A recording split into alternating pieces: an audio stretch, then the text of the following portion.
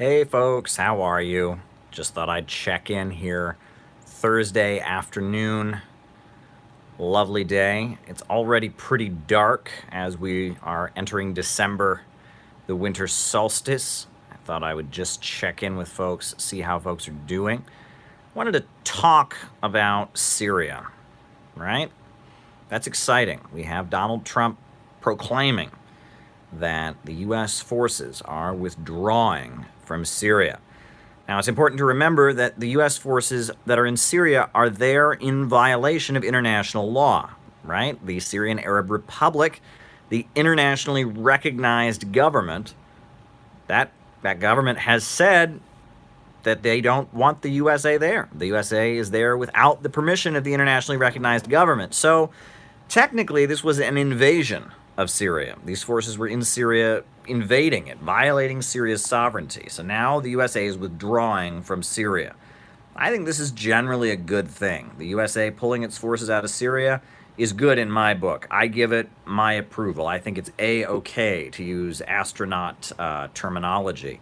But what do other folks think? Let's see. I'm just going to try to adjust the camera here slightly. How's that? So what do other folks think? Just thought I'd pop on. I didn't really announce this live. Oh, Gilbert Feliciano says, hey. Well, hey to you, Gilbert. Glad you're joining me here. And again, I think this is the right decision. And when you talk about Syria, the Syrian Arab Republic, this is a country that was born in the struggle of the Arab people for their independence. Syria was a colony of France. You had an uprising among the patriotic officers. You had the Ba'athist movement, which originated in Syria. Michel Aflaq, who was a Syrian Christian, he'd been in the Communist Party of Syria. However, when the Popular Front period began and the Communist International had the policy of aligning with so-called democratic imperialist powers like France and Britain against fascists, Germany and Italy, he didn't agree with that. He felt like the reason he had become a Marxist or a socialist was for fighting for Syria and the Arab people's independence. So Michel Aflaq, he left the Communist International and he started the Ba'athist movement. Good evening, Ronnie Miller. Welcome, welcome. The Ba'athist movement, the movement for Ba'athist Arab socialism, it was a movement that was created, and the Arab word Ba'ath, it basically means rebirth or resurrection. And it was a movement calling for the resurrection of the Arab people. And it was Ba'athist Arab socialism, understanding that in order for the Arab people to be reborn, they had to get rid of capitalism and have a planned economy. And the Ba'athists, they studied Marxism. They were not Marxists. They disagreed with Marx on a few key points. They were definitely nationalists. They did believe in the Arab people. But they were left-wing, and they were socialist. They believed in trade unions. They believed in secular government. And actually, interestingly, Michel Aflaq was a Syrian Christian. But as he, developed his Arab nationalist movement, Michel Aflaq, he argued that Islam showed the genius of the Arab people, was a key aspect of Arabism. Very fascinating. And that, the Syrian Arab Republic was born in the Ba'athist uprising. The people of the Middle East, the Arab peoples asserting their independence, and that Syria, under the leadership of the Ba'athist Arab Socialist Party, which rules in a coalition. You also have the Syrian Social Nationalist Party, they're not Ba'athists because they don't believe that there is an Arab nation. They argue that Syrians are a separate nation. You have the Syrian Communist Party, which is a Marxist-Leninist political party. You have the Syrian Communist Party Bakdash, which is kind of a breakaway from the Communist Party. But, Syria is very much a government that was formed, and they coordinated with Russia and with the Soviet Union. And you should read about what was carried out, especially in the 1980s, huge development projects. The Soviet Union built these hydroelectric power plants in Syria. They wiped out illiteracy in the countryside. They started raising the standard of living. The Syrian government was widely praised for its health care. Actually, with the help of the Soviet Union, they built hospitals and all of that, and that the Ba'athist Arab Socialist government in Syria has had some real achievements in terms of societal health. They've actually done quite a bit. It's a fascinating, untold story. And, there was an attempted, Muslim Brotherhood uprising against the Syrian Arab Republic in the 80s, and it was put down very brutally, Homs and Hama. And, then in 2011, you had the Arab Spring that was happening all throughout the Middle East. All over the Middle East, people were protesting. People in Syria were protesting because they were upset about corruption, which is a problem they have, their human rights concerns. And then in the middle of, there were some peaceful protests that were going on. In the middle of that, you had Islamic extremists kind of launched an insurgency. What's interesting is a lot of people will try to link the civil war in Syria to the Arab Spring.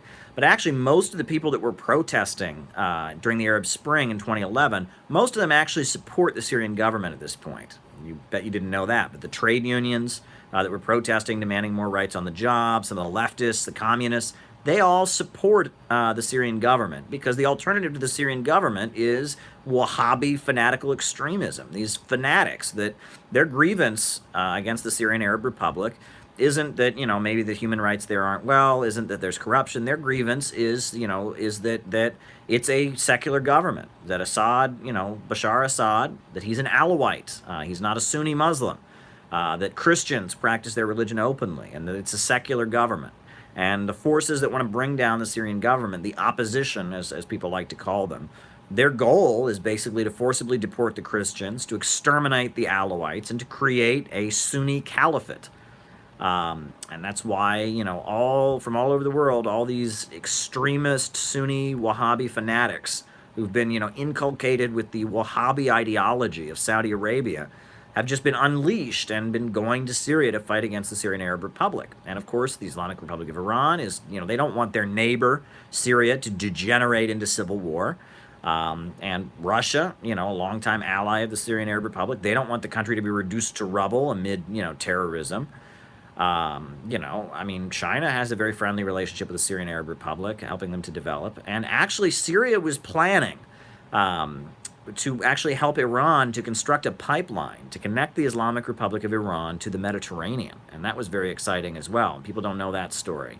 But yeah, everything that we think we know about the war. People make it sound like just randomly the Syrian government just started killing people and that's what caused the civil war. That is not the case at all. There were protests going on, and actually people don't know this, but in the aftermath of the Arab Spring was in 2011. Well, in 2012, in the aftermath of the Arab Spring, Syria ratified a new constitution, right? In response to the protests that were taking place in the country against corruption and more concerns for human rights, Syria actually adopted and ratified an entirely new constitution. And because a lot of the protesters were Sunni Muslims who felt like they resented, the Syrian government for not being Sunni itself, the new constitution, while it still maintains a secular government, the new constitution of Syria recognizes it's a secular government, equal rights for all religions, but it does recognize that the Sunni religion, which is not Assad's religion, but the Sunni religion has a special place. You should read the new Syrian constitution. Huge concessions were made. This was not the narrative that people have that this war was just simply the Syrian government, was on a killing spree, and that's not what happened, right? That for decades, there has been a concerted effort to try and overthrow the Syrian Arab Republic. The Syrian Arab Republic is a main bastion of resistance to Israel, a big supporter of the Palestinians. It's been building infrastructure. It's an independent economic government, and it's a source of stability in the Middle East. They've been fighting against Al-Qaeda and the Muslim Brotherhood for a long time. They are an independent socialist government in the Middle East, and there's been a big effort to try and remove them. Now, the USA was in Syria supposedly to fight against ISIS, but it's not a secret that the CIA and the United States have been doing everything they can to back the forces trying to bring down the Syrian government. There's actually been explicit arming of the anti-Assad forces or the anti-Syrian government forces, and a lot of the weapons that ended up in the hands of ISIS were originally given to these rebels. A lot of these rebels ended up joining ISIS. It's kind of shocking, that you look at it, there's all this rhetoric in the USA about Al-Qaeda and the terrorists. Well, the people that were trying to overthrow the secular Syrian government, the people that were trying to overthrow them were terrorists, al-Nusra, Al-Qaeda, the Muslim Brotherhood. These forces that are extremist, Wahhabi forces aligned with that particularly extreme interpretation of Islam, Salafism, the extreme Sunni fanatical interpretation of Islam that comes out of Saudi Arabia, those forces were moving in to try and overthrow a secular government. So essentially, the USA was operating as al-Qaeda's air force. And Israel has conducted airstrikes in Syria. Now, is Israel conducting airstrikes against al-Qaeda and al-Nusra? No. They've conducted airstrikes against Hezbollah, which is there to support the Syrian government. Hezbollah is there, along with the Iranians, along with the Russians, to support the Syrian government against the fanatical extremists backed by Saudi Arabia and United Arab Emirates and France and Britain and the United States. And so then ISIS emerged out of that mess of extremism and jihadism and all of that emerged in Syria. You had ISIS that emerged, right? And so then ISIS was conducting its horrendous terrorist attacks. And so the USA entered Syria without the permission of the Syrian government, supposedly to fight ISIS. But then you had instances where Syrian troops were repeatedly being attacked. They said it was accidental. So this is a situation where it's great. I didn't vote for Donald Trump, don't agree with him on a huge number of issues, but, immigration, I'm not with him. The stuff he says about Muslims, I'm not with him. But when it comes to removing U.S. troops from Syria and ending the U.S. illegal invasion of Syria, because that's what it is. And the Syrian government, they were open to working with the government against ISIS. If the U.S. government was willing to sit down with them and coordinate an attack on the ISIS terrorists in Syria, they were for it. But the USA illegally entered Syria after a long time of arming and training, these extremist forces. Then the USA had boots on the ground in Syria, right? Obama said there would not be boots on the ground in Syria, and lo and behold, at the end of his presidency, we saw there were boots on the ground in Syria. Trump said he was going to pull out earlier, and then changed his mind, or he wasn't sure. Well, now we have Trump saying he's pulled out, right? That it's not the USA's business to have boots on the ground in Syria, and I think he's correct, right? I think that Donald Trump this is a good move. Now, we'll have to see what happens next. You can bet there are people like John Bolton.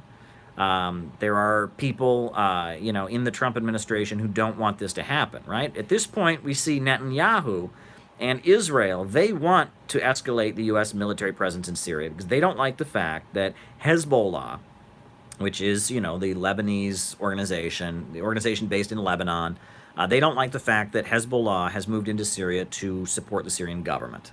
And because of that, you see Israel, conducting airstrikes in Syria, and you also see Israel basically, calling for the violent overthrow of the Syrian government. I guess Israel wouldn't mind having al-Nusra and al-Qaeda on their border, I guess, but they do have an issue with having Hezbollah and the Iranians backing the Syrian government. So we're going to see some divisions here, I suspect. And we're already seeing both Democrats and Republicans just raking Donald Trump over the coals over this, right? Everyone's saying, oh, this is a bad move. Well, it was a bad move to destabilize Syria. It was a bad move to destabilize a country and to start arming and sending all kinds of weapons and basically just pouring gasoline on a fire. There were protests going on in 2011, mostly peaceful. There were disagreements. There was a new constitution ratified. And then the USA worked with the Jordanian government and the Saudis, and they poured all kinds of weapons and all kinds of foreign fighters in there. And they were waging a regime change effort to try and bring down one of the most progressive governments in that region, the Syrian Arab Republic, a socialist government based in Arab nationalism that has built infrastructure, that has eliminated poverty, that has done so much. It was a disaster. When Iraq was overthrown, again, that was another, Ba'athist Arab socialist government. They'd had a falling out with Syria, different interpretation of the Ba'athist ideology. But again, what happened when the Iraqi government was overthrown? Did Iraq become more peaceful and stable? No, it got worse, right? Look at Libya today, right? Even people who want to say, okay, Caleb, you like those socialist governments, but they're corrupt, and I read this book that said that they committed these atrocities. I'm not going to get into that debate. Just even if you accept everything that's said about those governments, is Iraq any better objectively, since the USA overthrew Saddam Hussein? Not in any sense. Humanitarian crisis. People have fled. People are dying. Terrorist groups. ISIS. I mean, come on. No one in their right mind says Iraq's better off. Libya today, right? Even if everything they said about Gaddafi was true, which we know a lot of it wasn't true, right? Democracy Now! Was claiming that he was handing out Viagra to rape squads. They later retracted that. There's a lot of disinformation. But regardless, even if everything they had said about Gaddafi was true, look at Libya today, where they have the practice of chattel slavery, right? Look at Libya today, where people are getting on rafts and drowning in the Mediterranean, dying. Thousands of people have died this year trying to escape the conditions in Libya, right? Uh, in no objective way, would anyone say Libya is better off since the fall of Muammar Gaddafi, since the fall of the Islamic socialist government of Libya, right? And I mean, even, the Taliban, they were not socialists or anything. I mean, they did some good anti-drug efforts in Afghanistan, but other than that, they were a pretty reactionary government. Regardless, is Afghanistan any better off today? 16 years after the Taliban was overthrown. Not at all. It's the center of the global heroin trade.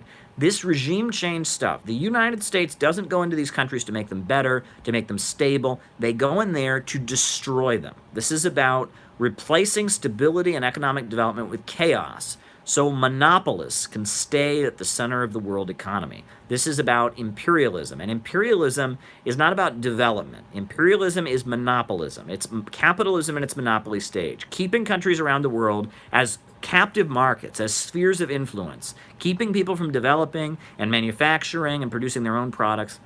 The attempts to overthrow the Syrian government are not really that different in their motivation than the arrest of the Huawei executive, right? Biggest telecommunications manufacturer in the world, Huawei Technologies. Well, she's being arrested for allegedly possibly selling to Iran or something to that effect, right? She's been detained in Canada facing extradition. It's the same goal: remove a competitor. This is crooked business. This is mafia gangster stuff on a global scale, right? They want the world to be buying their oil from the United States and from Wall Street and London corporations. They want the world to be buying their cell phones from Wall Street and London corporations. They want the world to be buying their steel from Wall Street and London corporations. They want the money to all flow from Wall Street and London. All roads lead to Rome. That's how imperialism works. The world should stay poor so that Wall Street and London can stay rich, right? That's what imperialism is. Imperialism is capitalism in its monopoly stage. It's the domination of banking capital and finance capital over industry. It is the carving up of the developing world into spheres of influence. It is giant multinational monopolistic corporations. That's what imperialism is.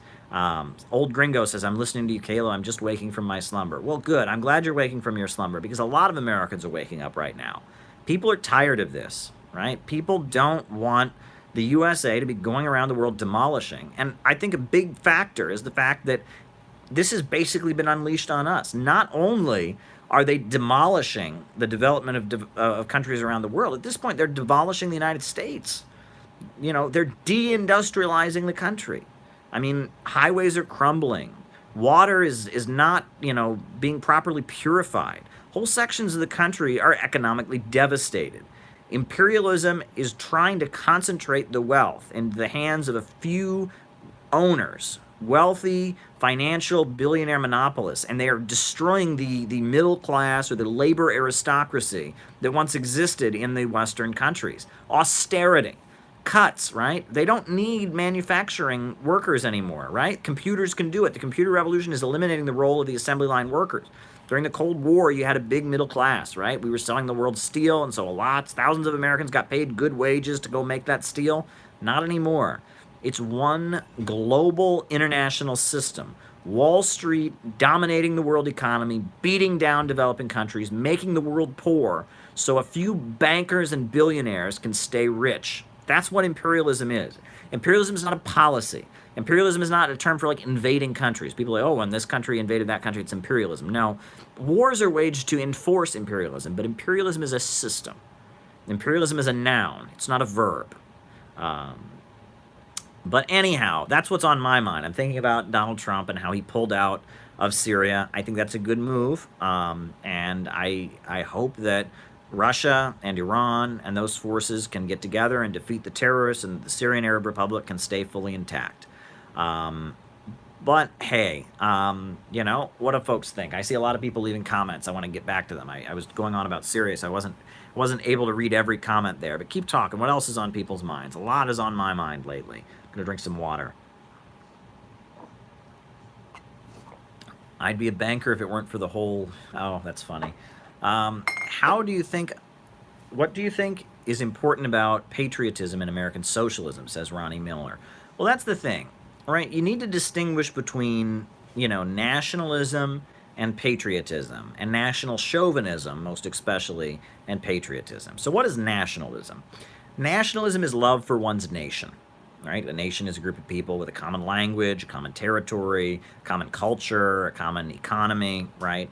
The USA is not a nation, right? We don't have a nationality as a country, right? There are Americans from all kinds of different backgrounds. We don't even have a national language, right? English, I guess, but there's a lot of people who live here who are just as American as I am, just as much U.S. citizens as I am, don't speak English very well. We have different dialects here. We don't have the same religion. We don't have the same background. The United States is not a nation, so you can't be a nationalist for the United States. I think there is a black nation in the United States, right?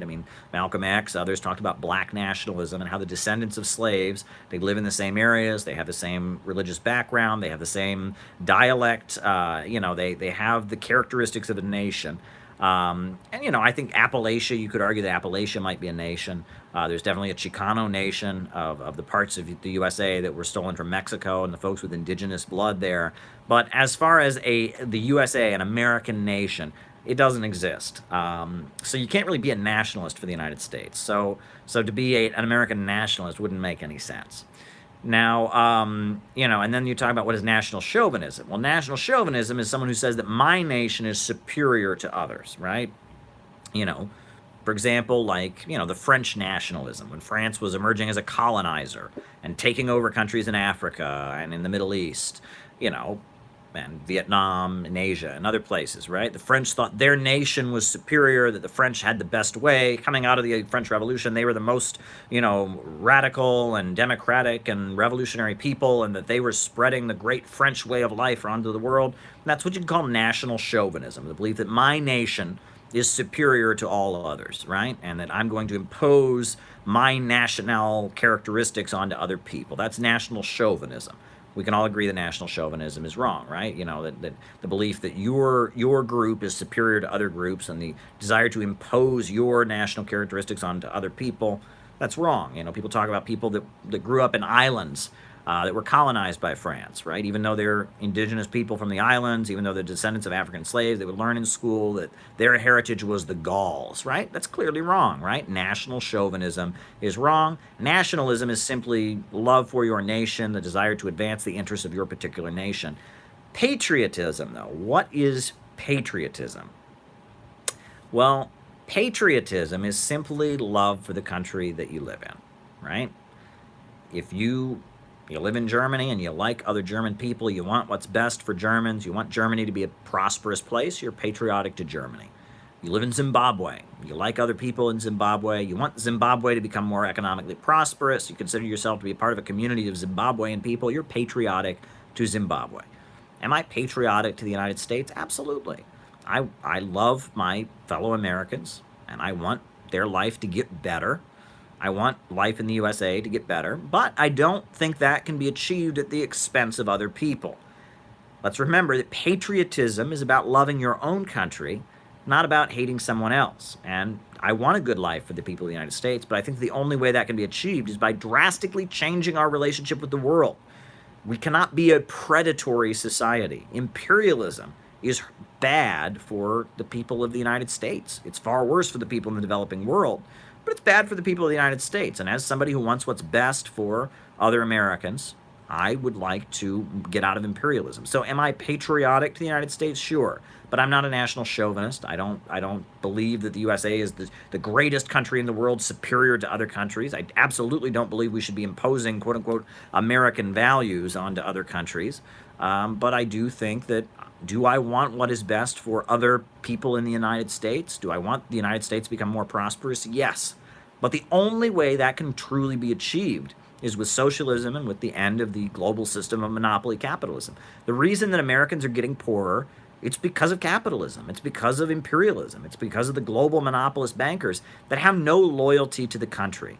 The Rockefellers, the Carnegies, the DuPonts, the Vanderbilts, the Rothschilds, the Morgans, they have no loyalty to the United States of America. They are only loyal to their profits, and they have destroyed so much of the middle class of the United States, and they're doing it to other countries too. They want one global international system of profits, making themselves rich while they make the rest of the world poor. Imperialism is bad for the United States of America, and it's bad for the people of the world. And if you're patriotic to the United States, meaning that you want a good life for the fellow people of your country, you have a desire to help the people who live in your country, then you have to oppose capitalism, and you have to oppose imperialism, and you have to want something much more rational. So there you go. So patriotism is a very vague concept. And I will say there's a lot of stupid patriotism in the United States. And it used to, and it still does, drive me up the wall. You'll be arguing with somebody about something, right? You'll be arguing with somebody and you'll be like, I actually think that what we did in Syria is not good. And people will be like, America's a good country. You don't like it here. Why don't you leave? Why don't you move to some other country? It's this stupid mentality, right? You have to like capitalism because that's the American system, and you're un-American. Why don't you move somewhere else? It's really dumb. And the worst thing, I would say, is since the 50s, but it was around earlier than that, but really during the 1950s, it really got inculcated into people in the United States that capitalism and the free market system and the idea that the government should just laissez-faire, sit back, let the corporations do whatever they want, that's somehow part of the American identity. That's what it means to be an American. Americans don't believe the government should do anything to improve people's lives. That's false. That is absolutely false. You can go back to Alexander Hamilton and his writings about national banking. You can go back to Roosevelt, Lincoln. I mean, the great leaders that we've had in our country have used the government to help the population. Socialism has been in this country for a long time. And it's interesting, I've often brought up that the American Pledge of Allegiance was written by a socialist. Francis Bellamy, the author of the U.S. Pledge of Allegiance, he was a socialist Baptist minister, 1892. But interestingly, his brother was Edward Bellamy. So he was Francis Bellamy, who wrote the U.S. Pledge of Allegiance. Well, his brother was Edward Bellamy. And Edward Bellamy wrote a novel that was a bestseller, one of the top novels of the 1880s, 1890s. It was called Looking Backward, and it was a science fiction novel about a man who falls asleep, he's hypnotized, he goes to sleep, and he wakes up in the United States in the year 2000, and the USA has become a socialist paradise. It was very popular at the time, and people loved this socialist novel, Looking Backward, by Edward Bellamy. They loved it so much that they first called them Bellamy clubs, and then they called them nationalist clubs, and eventually they had the nationalist movement. And that the first major, big socialist movement in the United States was started based on a science fiction novel written by the brother of the Baptist minister who wrote the U.S. Pledge of Allegiance. Right? So this idea that socialism is un-American is just absurd. Socialism is a big part of U.S. history. It really is. I mean, I encourage people to read Looking Backward. It's a nice novel. And obviously there are things about the socialist vision put forward in that novel by Edward Bellamy that are very different than what people who would advocate socialism would want today. It doesn't have equal rights for women, for example. I mean, it's what people in the 1890s, 1880s would have thought about when they thought about socialism. Shout out to Lisa Hauserman. Good to see you. Eugene Debs was sentenced to 20 years, as you know. Yeah, and Eugene Debs, that was another very well-known socialist leader, very popular, got almost 1 million votes in the 1912 presidential election. They actually formed another party, the Bull Moose Party, to run against Debs in the election. So you had the Democrats, you had the Republicans, and then you had the Bull Moose Party, which was kind of a socialist party that called for some government control of industries and was pushing kind of populist rhetoric to take votes away from Debs. And then you had Debs, but even still, he got over 900,000 votes. This is at a time where women couldn't even vote, right? It was only men could vote. Those who won the election only got a few million votes. So Eugene Debs was a mass movement. He was very popular. And when World War I broke out, he opposed it. He went around giving speeches against World War I. He gave a speech in Canton, Ohio, and they ultimately put him in prison for that speech, and eventually he was released from prison. Eugene Debs, and he was an American. You can't say Eugene Debs wasn't an American. This man who went from town to town in a red train car, giving socialist speeches, running for office. Eugene Debs was very much part of U.S. history. Socialism is very, very much in our blood. There is nothing un-American about socialism. And this 1950s rhetoric that, to be a true American, you have to want everything to be privatized. That's not the reality. If you're really patriotic to the United States, you don't want Americans to go without health care. You don't want Americans to be unemployed. You know, Franklin Delano Roosevelt very famously said, an American government cannot allow Americans to starve, right? You know, socialism is a society in which the banks, factories, and industries and the major centers of economic power are controlled by the people. It's when there is a rational plan and control of the economy, not profits. But I feel like, you know, on the road to socialism, a step towards socialism, and I've tried to popularize the slogan, we need a government of action to fight for working families. We need a government of action to fight for working families. We need a government of action to fight for working families. We need a government of action to fight for working families. You think about all the people suffering with opioids right now. You think about all the people who don't have a job, all the young people stuck in short-term, low-wage jobs, living with their parents. You know, I recently saw a study was conducted. You know, in the United States now, there's a big phenomenon with parents spending lots of money to support their adult children all over the United States. It's not. Luckily, I'm a fully employed, fully employed, happy, you know, reporter living in New York City. I'm lucky, but so many of the young people I know are very, very dependent on their parents. Right? This whole American dream that when you get to be an adult, you move out, you get a job, you take care of yourself, you get married, you have children of your own. For millions of young Americans, it's not happening. Right? And maybe they have jobs, but they're making, you know, nothing compared to what their parents had. You know, this is shocking. And the debt, someone mentioned, Shepard Dokes mentioned the debt. I mean, the debt, household debt rate, student debt rate is astronomical. You know, working people are being crunched. They're being squeezed. And it is sick, this predatory system. You know, they've been sucking so much profit out of the people of the United States. You know, we're at the point where they talk about how, like, you know, like something like 50% of Americans could not afford a $700 emergency. They don't have the savings, right? This is bad.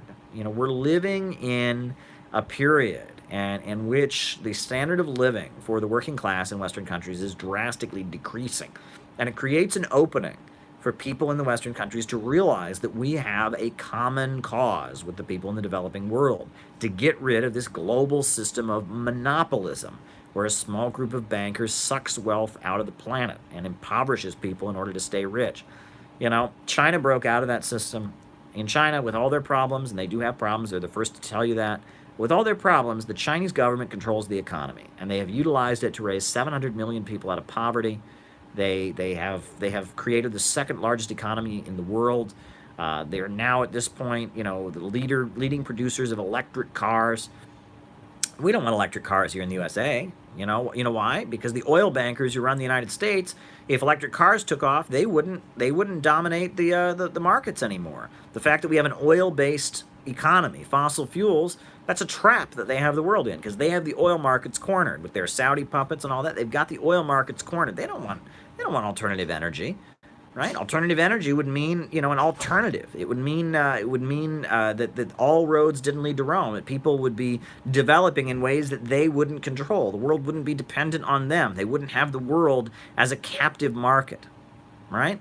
And so, of course, they don't want electric cars. They might say they want it, right? And they might talk about, hey, you know, fossil fuel. And there is a lot of talk about global warming from the big major corporations. But why? Well, they want to write the rules so that all the developing countries can't get into the oil business, right? I mean, they yes, that's right. There's global warming, so we're going to write a list of rules in all these third world countries. Well, you got to stay poor. Can't start selling your own oil. Global warming, remember? You know, we're going to keep what we've got, but we're going to write the rules. You know, I mean, that goes on, right? And that's a fact, right? That the big oil companies see, you know, environmentalism and talk of global warming as a way to kind of write some rules and rig the world economy. And that's why there's skepticism about global warming from developing countries, because they look at things like the Paris Climate Accord and others, and they look at that, you know, and they feel like it's, you know, it's perhaps not fair to them, right? And so, and to be fair, you know, I'm convinced of global warming, right? I see the irregular weather patterns, the super hurricanes.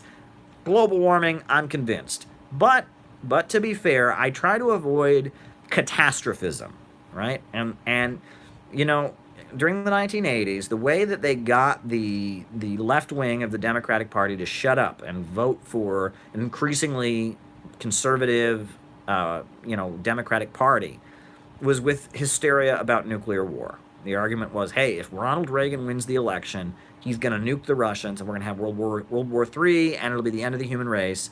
We're all going to die. We're all going to die. We're all going to die. We're all going to die. So you got to vote for the Democrats. And when I listen to the climate stuff, global warming is real.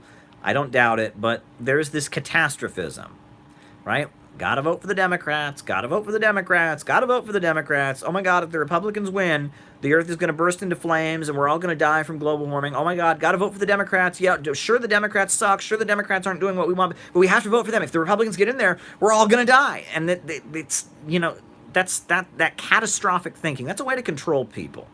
Right? That's, you want to talk about sales and marketing. You go to somebody and you say, you got to make your choice now, got to make the decision now. This is only going to be, this is only going to be on the table for a few more hours. You got to decide now. It's a way to manipulate somebody. You get people to do things without thinking. You create an atmosphere of hysteria, and then people stop thinking in a rational way. You got to watch out for that. That is the biggest trick of people that want to manipulate other people, is they create hysteria. And if you create hysteria, you can shut down people's thinking. I think, for example, as much as I am not a supporter of these far-right people, there is a bit of a hysteria around fascism, and that's a way to silence debate, and it's also a way to whipsaw the left into being big supporters of empire and colonialism and imperialism, right? There's this hysteria. Nazis, fascists are coming. We're all going to be put in death camps, so therefore, any leftist who supports the Syrian government, they're collaborating with Nazis. Shut them up. Russia supports Trump, supposedly, and so therefore, Nazis, and oh my God, we got to be... You create a hysteria. You shouldn't be creating a hysteria. You should be able to have a rational conversation around political issues. And anybody in politics, I don't care who's creating a hysteria. Anyone who's creating a hysteria is trying to put something over on you, right? And that, the religious right, they do that, right? The Bush era, we got to invade Iraq right now. We got to overthrow Saddam Hussein. Why? Well, 9/11, aren't you afraid? When, of course, anyone who looked at this situation knew that Saddam Hussein was a big enemy of Osama bin Laden. He was a secular Ba'athist Arab socialist. Bin Laden was a Wahhabi fanatic, right?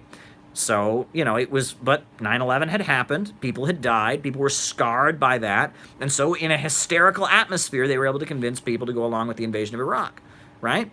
And sure, Nazis are real. There's a huge rise in that problematic, and not just problematic, but that evil kind of thinking, right? White supremacism, hate, it's on the rise.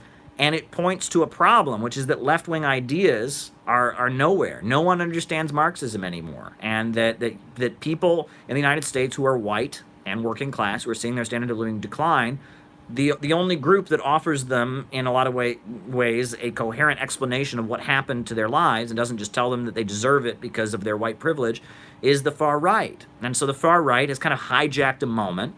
So then in the far left circles, rather than going, okay, so why is the far right recruiting, and what's wrong with our messaging style? Why can't we get working class people who are suffering to fight for socialism and to be anti-racist? Instead of having that conversation, we're all supposed to be hysterical. Nazis are coming, oh my God, and you create a hysteria, and so we all have to line up behind the Democrats. We all have to line up behind hating Russia, right, and Russiagate and all of that. We now have to protest Trump for pulling troops out of Syria, and the people like Linda Sarsour and all of that, you create a hysteria, right? And because of this fascism hysteria, you shut down conversation on the left. Forces that are not anti-imperialist dominate, and the left gets recruited in an effort to remove Trump because Trump is not pro-war enough, basically. That's the reason CNN bashes Trump, is not because CNN are just progressive-minded people who want what's best for us.